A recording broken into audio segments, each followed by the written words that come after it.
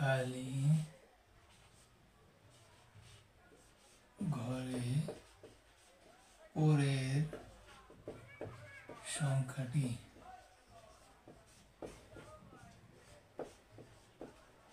লিখি।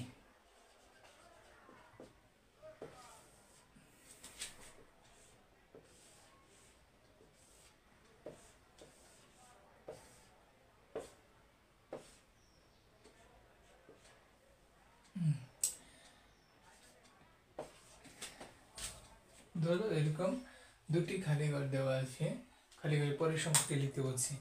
তো আমরা পরের সংখ্যা মানে কি তার চেয়ে বেশি,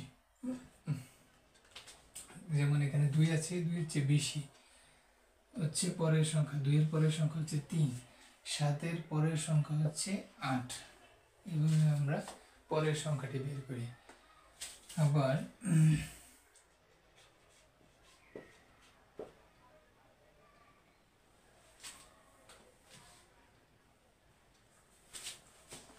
খালি ঘরে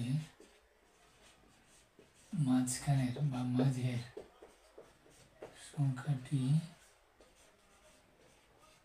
লিখে বা লিখো। মাঝের সংখ্যাটি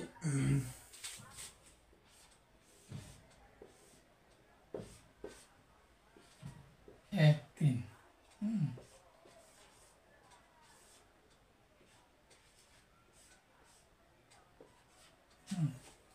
যেমন খালি করে মাঝের সংখ্যাটি 1, মাঝের সংখ্যাটি 2,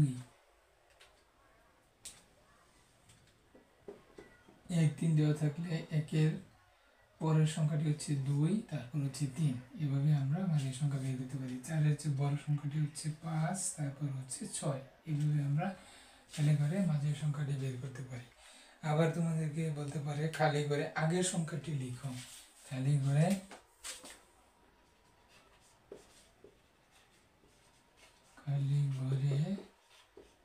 আগের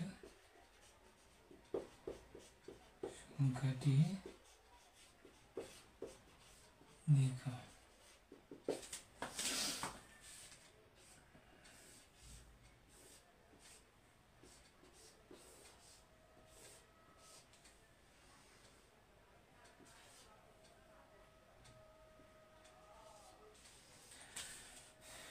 এই যে খালি ঘরগুলো দেওয়া আছে, এখানে এই সংখ্যাগুলোর আগের সংখ্যাগুলো লিখতে হচ্ছে। তো আমরা জানি 7 এর আগের সংখ্যা হচ্ছে 6 এবং 3 এর আগের সংখ্যা হচ্ছে 2। তো এভাবে আমরা খালি ঘরে থাকা যে কোনো সংখ্যার পরের সংখ্যা এবং মাঝখানের সংখ্যা এবং আগের সংখ্যা বের করতে পারি।